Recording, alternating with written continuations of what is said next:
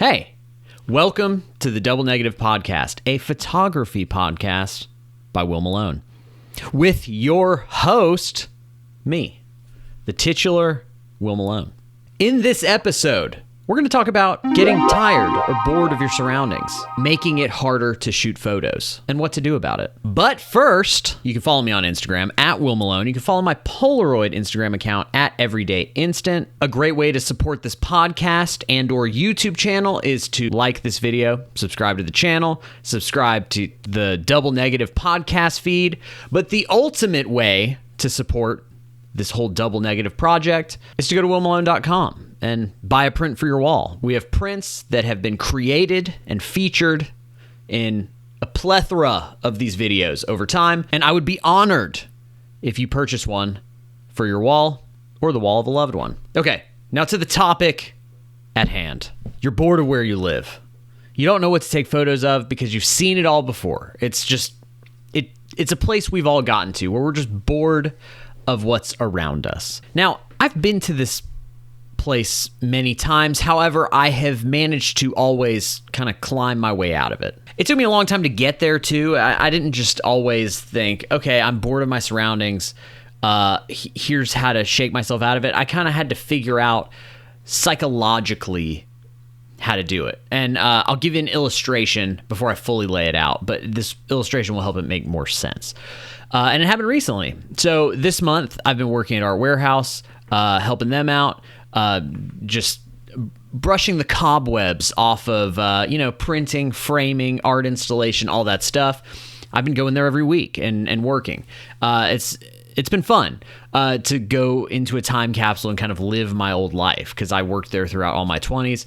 For those that are new here, Art Warehouse is where I print all my prints, and they're a family-run print shop in Chattanooga, Tennessee, and they're great people. We're very close, and it's one of my favorite places on earth, and the place that probably made me who I am in some ways. And so I've been helping them out. It's been a busy season for them just because, it's Christmas. A lot of people are getting stuff framed and printed, and it's just, they're kind of backed up. And so I've been there, doing my old job.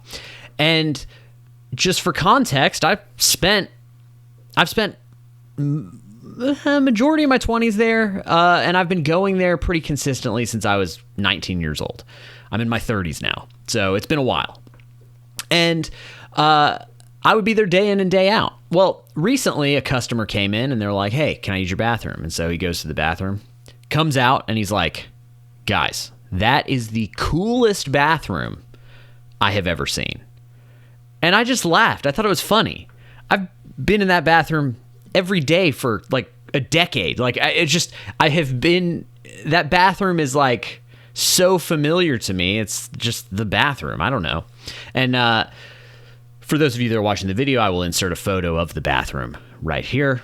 And thinking about it, I was like, actually, maybe it is kind of a cool bathroom.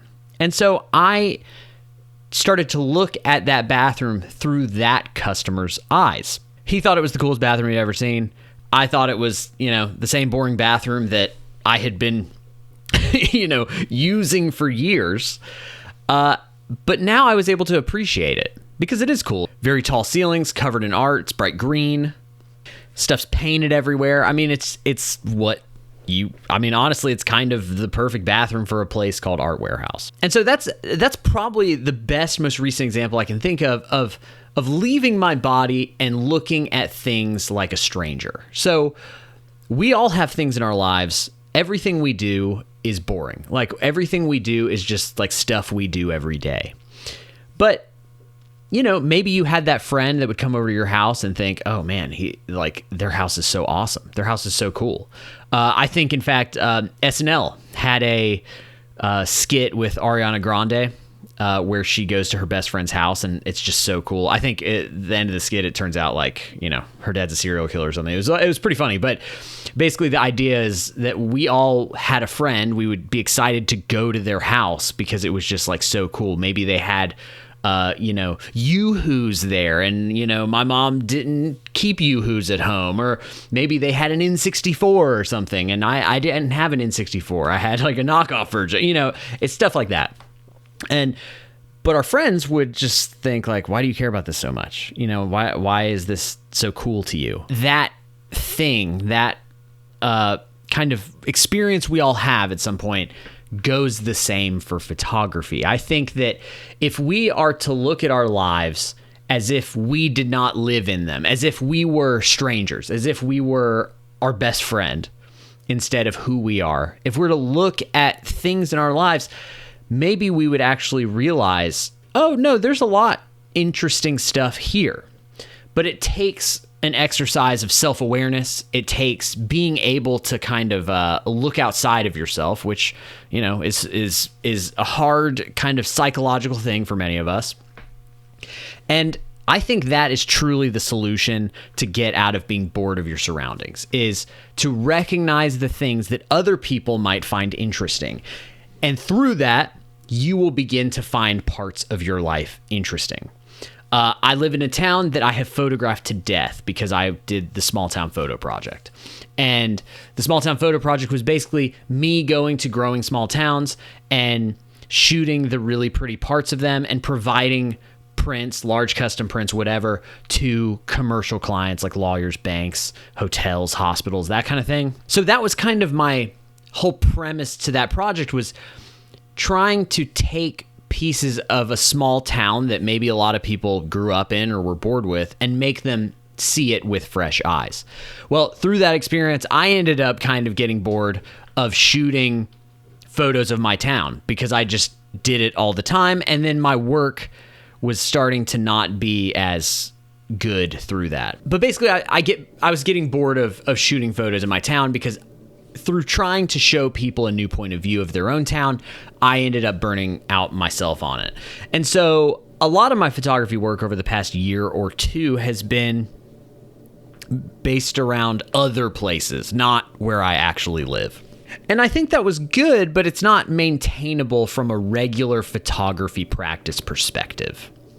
And so recently I got like, I don't know what got into me, but I started looking at, I think we were shopping, and I started just looking around at like suburban commercial shopping areas that are on their face extremely boring, extremely uninteresting, extremely sterile.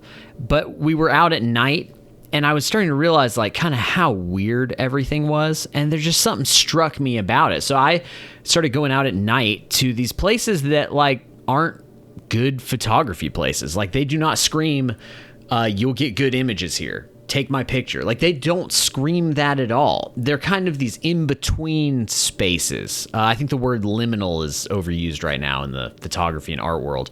So, but that, I can't think of a better description than like, this photo right here, which again, if you're on audio, it's my photo of this Target shopping cart that was just like up on a curb with a red light in the background, but it was like super at the far end of a parking lot.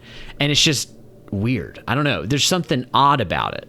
And so I started capturing these like kind of almost depressing, but strange, creepy vibes in the shopping areas of my town. And I was like, a few years ago, I would have never photographed any of that because who would? I mean, what photographer would say, yeah, go to a Target parking lot or go to like a dead mall at night and shoot photos of it in your free time, or like a Little Caesars, with people waiting for their pizzas in it.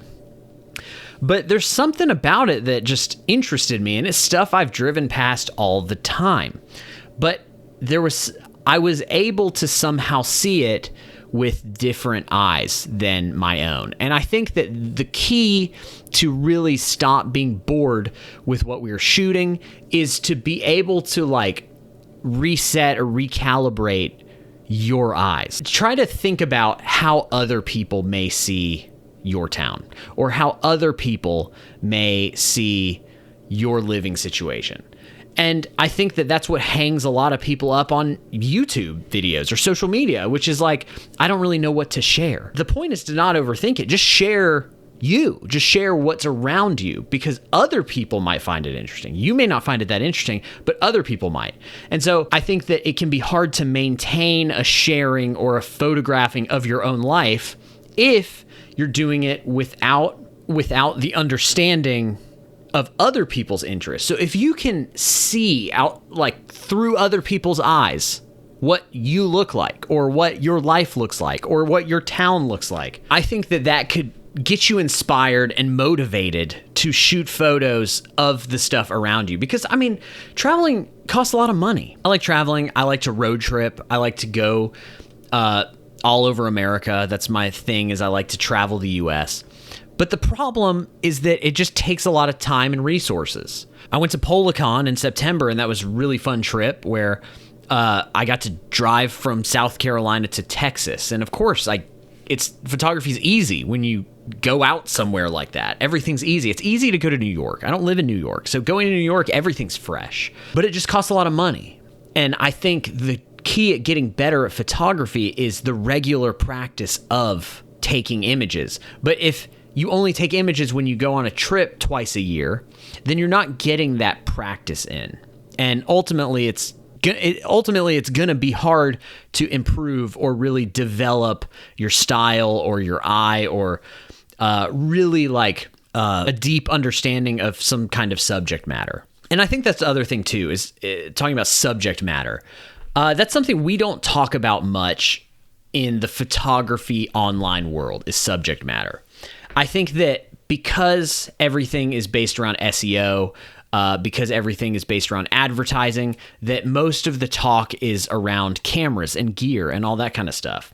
And so a lot of photography interest is actually really interest in cameras and the tools, which, again, not wrong, but I don't think that's wrong or immoral or anything.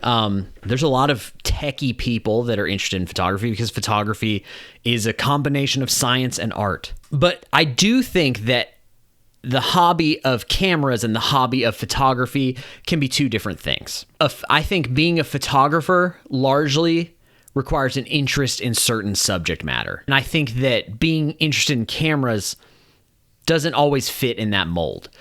And again, nothing wrong with being interested in cameras, but I think for me, I'm definitely more satisfied when I am shooting and chasing a subject matter of a particular type in a particular season of my life. For instance, the movie that's coming out next summer, 28 Years Later, I've saw that they're filming on an iPhone, and a lot of people are like, think that's crazy or whatever. And, I'm sure a lot of filmmaker people are like, why aren't you shoot on I don't know, like video cameras very much. There's a Sony Venice, is that one? I've heard of that one. A Blackmagic camera. Anyways, they're shooting on an iPhone. And, shooting on an iPhone to me is kind of uninteresting. I don't really care. I mean, cool. I mean, it's just a sensor, right? It's just the thing about iPhones that I struggle with is that it's just a brick that shoots really good photos and it does all the computational stuff. It's not satisfying to use. So like if I have the choice, I'm not going to shoot with an iPhone. I'm going to shoot with a camera. Now that said, sometimes I don't always have the luxury. Sometimes I just have my phone on me and I just use it for what it is, and it does amazing results. It's a great camera. And the great thing about iPhones is that there's no barrier between you and the image. All you have to do is think about composition. It does everything else. So it doesn't get in the way at all.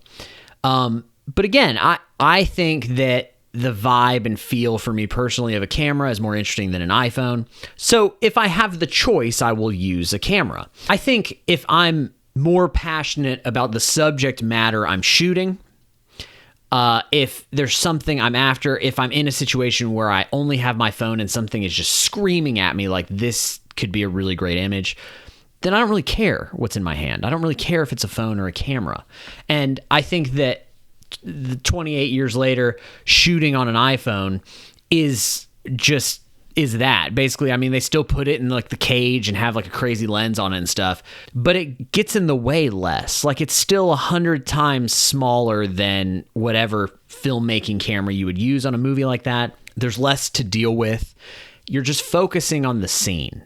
There's just less in your way. And when you're making a movie, you're trying to tell a story. And so the story and the characters and what you're trying to show to people to convey a particular story, which I assume they have a very important story they're trying to tell, that they would bring this franchise back for a third installment years and years later, like that trumps the camera. And so I think the best photography is always going to come from the focus on subject matter. And the only way you can focus on subject matter, especially when you live in a small town or live in a place that you've lived in forever, or you're just bored of shooting all the same stuff, is by jolting yourself to see outside yourself and maybe look at your life through the eyes of your Instagram followers, through the eyes of your neighbor, through the eyes of, friends that visit your town, and figure out how to see outside of your own eyes. And again, that's easier said than done. That's kind of a hard thing to recommend on YouTube. And a podcast, it kind of sounds crazy, but I think that really always beneficial when I am just kind of like run dry creatively, where I'm just like living the same life. My routine's the same. I'm like, what is there even for me to make here? And then eventually, like, if I start looking enough, if I start trying to look with fresh eyes enough, subject matter will jump out at me, and then the camera isn't as important. Like, I've been shooting a lot with my Nikon ZF with just the 28 millimeter lens, and I don't know. I don't think about this camera. I don't think about the camera I'm shooting with. It just has been working for me. I went out and shot Christmas lights the other day with the local film walk guys that I hang out with here.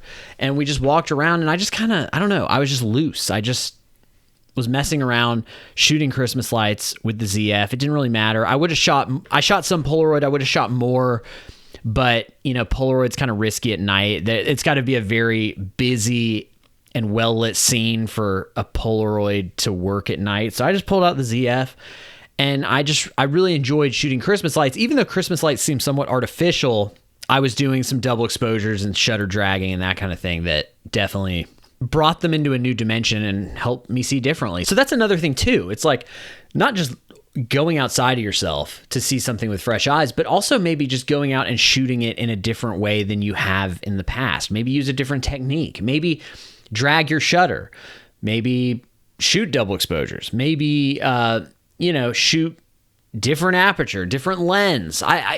Just find ways to look at it in a different way than you normally do. And that is probably the key to maintaining a photography practice over time.